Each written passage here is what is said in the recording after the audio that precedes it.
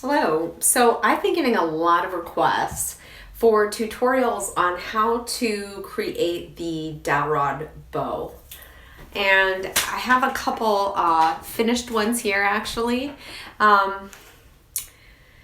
So this is really simple to make your Dowel Rod Bow. All you need are 2 rubber bands, a clothespin, and a 5/16 inch dowel.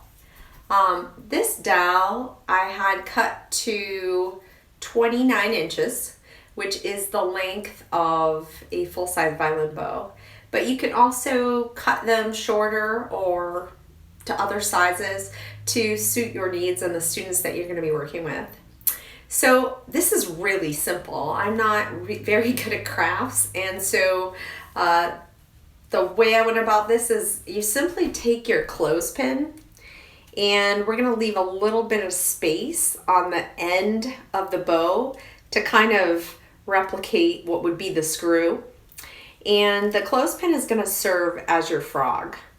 And for that reason, the frog on any bow kind of has this open mouth area. So this is going to serve to replicate that feeling that the student will have when they put their thumb outside the frog's mouth on the bow. So I'm just going to go ahead and hold this on here. Take 1 rubber band and run this around the end of the bow until that's secure. Okay, so I've secured one end of it, and now I can go ahead and secure the other end of the frog with my other rubber band.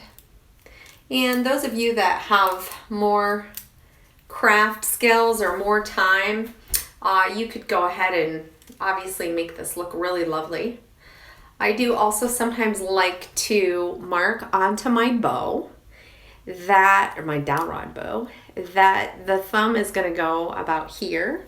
So I can go ahead and get a marker and indicate and draw on this, because it's not a real bow, little notes for my students about where I want them to put their fingers. Now, because I don't know the size of my student's hand, I actually personally only mark the place where I want them to put their thumb, and I leave everything else to the student just for spacing, because that's the way I like to teach the bow hold.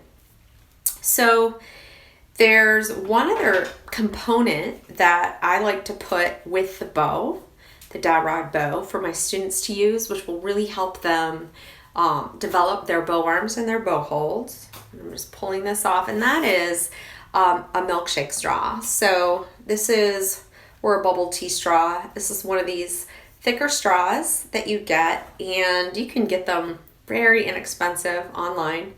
And the dowel fits into the straw, and this allows the teacher then to do any variety of exercises. The students can hold the straw on their shoulder, and they can practice bowing like it's a bowing tube through the straw, which is lovely.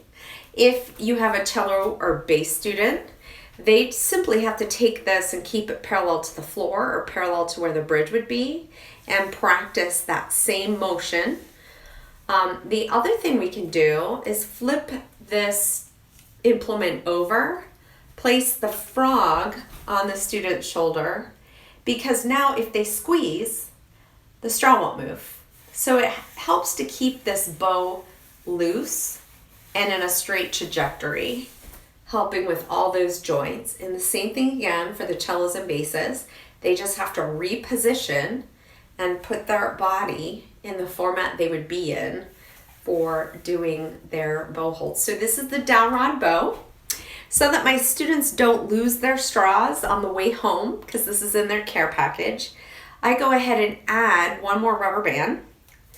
And I think that we'll probably come up with some activities where the straw stays, but we add a little rubber band that stops the straw from falling off. And now we've got a dowel rod bow and straw that can really help the students learn their bow hold and learn how to maneuver their arm.